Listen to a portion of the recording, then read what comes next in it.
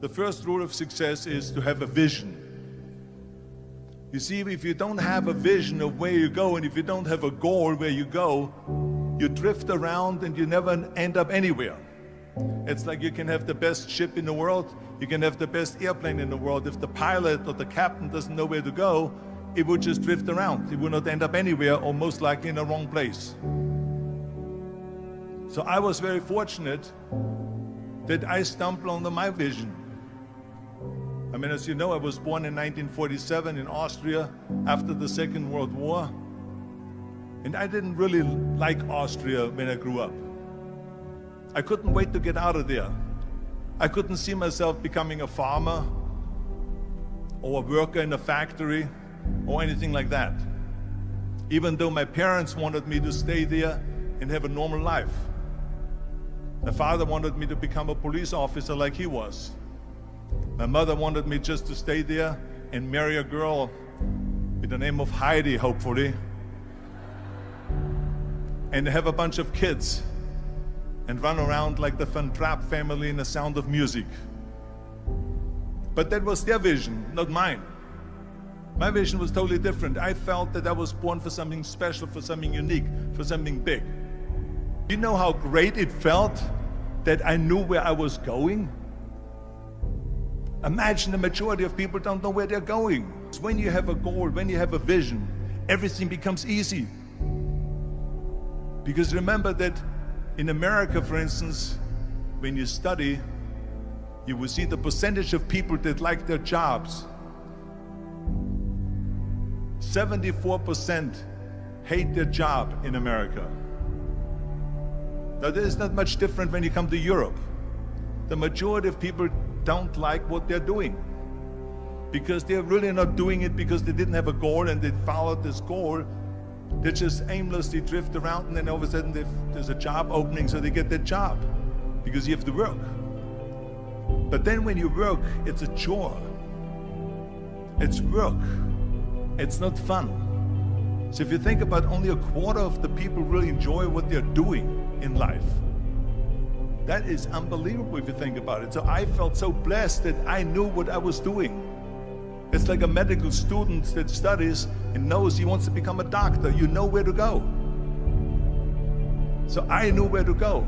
So people always ask me, when they saw me in the gym in the pumping iron days, they say, why is it that you're working out so hard? 5 hours a day, 6 hours a day, and you have always a smile on your face. The others are working out just as hard as you do, and they look sour in the face. Why is that? And I told people all the time, I said, because to me, I'm shooting for a goal. In front of me is the Mr. Universe title. So every rep that I do gets me closer to accomplishing that goal, to make this goal, this vision turn into reality. Every single set that I do, every repetition, every weight that I lift will get me a step closer to turn this goal into reality. So I couldn't wait to do another 500-pound squat. I couldn't wait to do another 500-pound bench press. I couldn't wait to do another 2,000 reps of sit-ups. I couldn't wait for the next exercise, for the next half hour of posing and all the kind of things that you have to do to be a champion. And with the age of 20, I went to London and I won the Mr. Universe contest as the youngest Mr. Universe ever. And it was because I had a goal. So let me tell you something, visualizing a goal and going after it makes it fun. You got to have a purpose no matter what you do in life. You got to have a purpose. So that's rule number one, have a vision. Rule number two is, don't listen to the naysayers. Don't listen to the naysayers.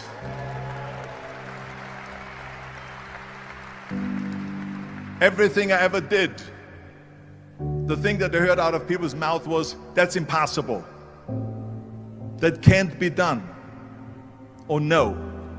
So whenever someone said to me, it can't be done, I heard, it can be done. When they said no, I heard yes. And when they said it's impossible, I heard, it is possible. I'm a strong believer of what Nelson Mandela said, that everything is always impossible until someone does it.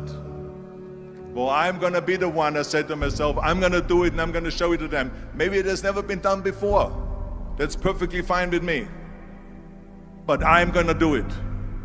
And I did not listen to the naysayers. Next thing, the third point that I'm going to make to you is, before we sit down with Jürgen and talk about the rest of the three, is work your ass off. There is no magic pill. There is no magic out there. You cannot get around. You have to work and work and work. And it drives me crazy when people say that they don't have enough time to go to the gym for 45 minutes a day and work out, or to do something for 45 minutes to an hour a day to improve, if it is physically improve or if it is mentally to improve. Imagine you read 1 hour a day about history. How much you will learn after 365 hours in 1 year. Think about if you study about the history of musicians, of composers, how much you would know.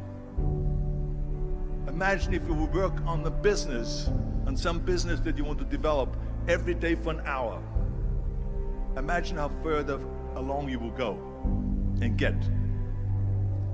So it drives me nuts because when people say we don't have the time, we have 24 hours a day. We sleep 6 hours a day, so that gives you still 18 hours. And there's someone shaking their head out here in front. They say probably, I don't sleep 6 hours, I sleep 8 hours, right? Or just sleep faster.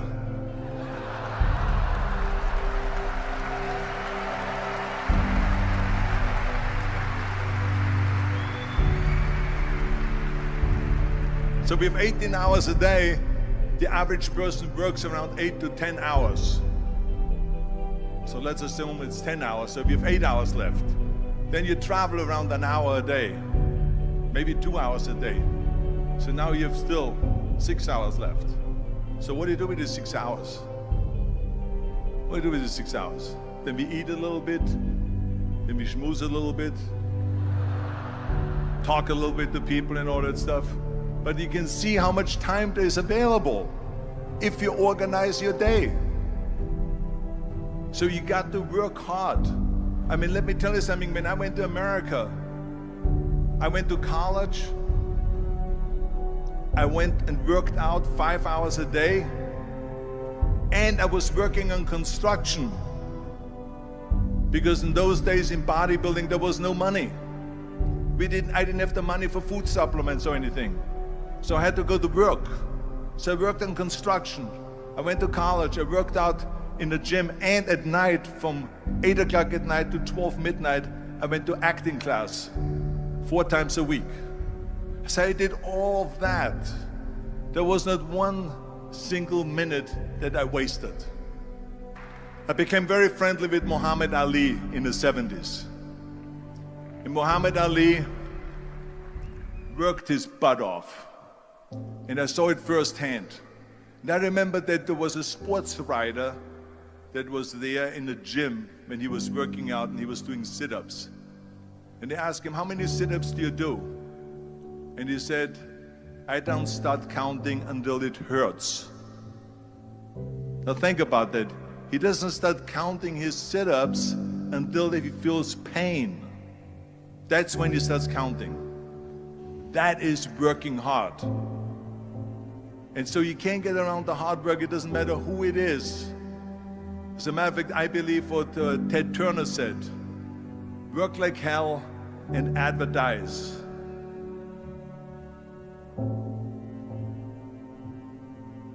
You get it? Work like hell, go to bed, and early to rise, work like hell and advertise. So you work your ass off, and then you let the world know about your work. That's what it is all about. Let people know. If you have a company, if you have a movie, if you do a sports, work your ass off, but then advertise and let everyone know. I hate Plan B. And I tell you why. Because we have so many doubters, as I've said earlier, the no-sayers. We have so many of those people that say no, and you can't do it, it's impossible.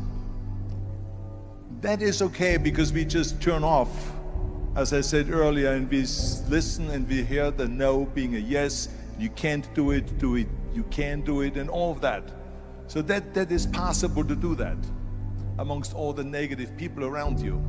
But when you start doubting yourself, that's very dangerous. Because now what you're basically saying is that if my plan doesn't work, I have a fallback plan, I have a plan B. And that means that you start thinking about plan B, and every thought that you put into plan B, you're taking away now that thought and that energy from plan A.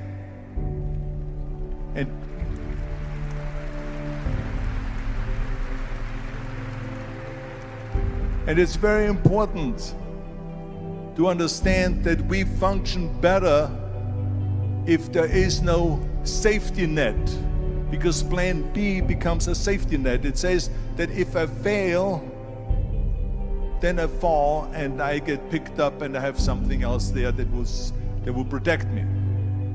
And that's not good, because people perform better when there's no safety net. People perform better in sports and everything else if you don't have a plan B. To me, it is very dangerous to have a plan B, because you're cutting yourself off from the chance of really succeeding. And the reason, one of the main reasons why people want to have a plan B is because they are worried about failing. What is if I fail, then I don't have anything else? Well, let me tell you something, don't be afraid of failing, because there's nothing wrong with failing. You have to fail in order to climb that ladder. There's no one that doesn't fail. We all fail. It's okay.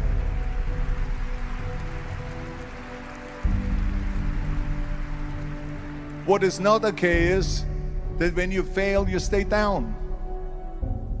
Whoever stays down is a loser. And winners will fail and get up, fail and get up, fail and get up. You always get up. That is a winner. That is a winner. Hey, we all lose. We all have losses. This is okay. And this is why I say don't be worried about losing, because when you're afraid of losing, then you get frozen. You get stiff. You're not relaxed. You got to be, in order to perform well in anything, if it's in boxing or if it is on your job or with your thinking, is only happening when you relax. So relax. It's okay to fail. Let's just go all out and give it everything that you got. That's what it is all about. So don't be afraid to fail. This is one of my 6 rules to success. You can only feel complete as a person if you think about what can you do for your fellow member around you that maybe needs help. I felt like that. Everyone has a different motivation why you get into that. I was an immigrant going to America, and I saw how America was the most generous country in the world. I mean, they opened up their arms to me, they helped me, they invited me for Thanksgiving dinner. The people, they brought me, the bodybuilders in the gym brought me plates to my apartment because I had no plates, I had no silverware, I had no bedware, I had no pillows, I had no blanket, I had no TV, I had no radio, I had nothing. They brought it to my apartment. They helped me. And I saw that firsthand, this generosity in America. And I said to myself, as an immigrant that is being embraced with open arms, that I need to go and make sure that I give something back.